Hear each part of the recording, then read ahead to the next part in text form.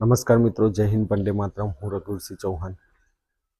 મિત્રો, જ્યારે પણ સુનાવણી માટે કેન્દ્ર માહિતી આયોગ અથવા રાજ્ય માહિતી આયોગમાં જાઓ છો તો માહિતી વિભાગની કલમોનું ખાસ ધ્યાન રાખવું જોઈએ.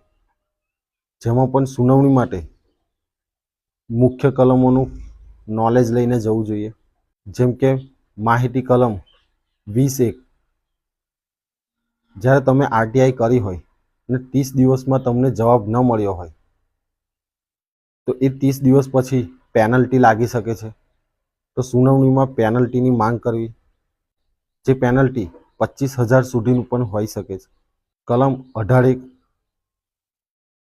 જ્યારે પણ તમને માહિતી ન મળી હોય અથવા ખોટી અને અધૂરી માહિતી મળી હોય અને સરકારી માહિતી અધિકારી માહિતી આયોગને એમ જણાવે કે આ માહિતી અમારી પાસે છે જ નથી, અને માહિતી આયોગ અરજદારને જે પણ જવાબ આપે તો તે જવાબ સ્ટેમ્પમાં લેખિતમાં માહિતી આયોગ પાસેથી લેવા.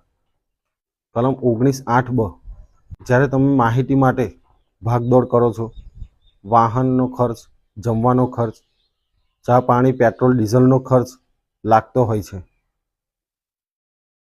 તો માહિતી વિભાગની કલમ 19(8)(બ) મુજબ તમે માહિતી આયોગ પાસેથી ખર્ચની માંગ કરી શકો છો.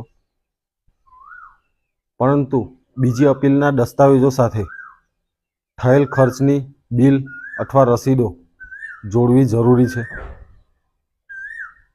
મિત્રો, બીજી અપીલ કર્યા પછી પણ તમને માહિતી આયોગમાંથી પણ યોગ્ય જવાબ ન મળ્યો હોય ત્યારબાદ તમે દીવાની કોર્ટ અથવા હાઈકોર્ટમાં માહિતી આયોગ વિરુદ્ધમાં કમ્પ્લેન કરી શકો છો. ધન્યવાદ. જય હિન્દ, જય ભારત.